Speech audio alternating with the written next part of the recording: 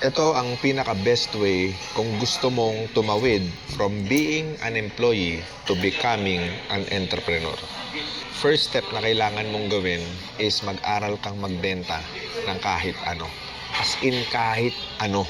'Di ba? Mapadamit yan, mapapagkain yan, mapaservices yan. Gawin mo ito sa free time mo after work or probably during work kung pwede.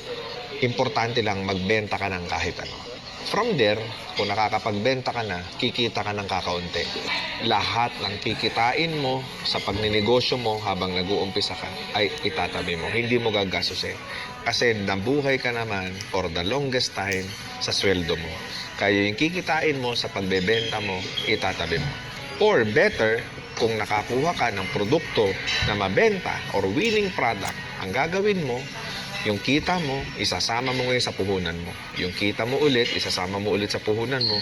Yung kita mo ulit, isasama mo ngayon sa puhunan mo. So, lumalaki ngayon ang puhunan mo at habang lumalaki ito, lumalaki rin ang savings mo. Roll ka lang ng roll. Number 2 step.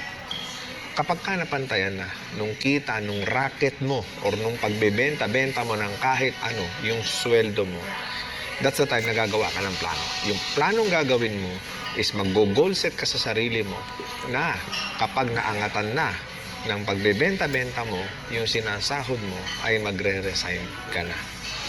So, pinaplano po yan. Hindi ka basta-basta magre-resign. Okay? So, example, sa pagbebenta-benta mo, umangat na ng 20%.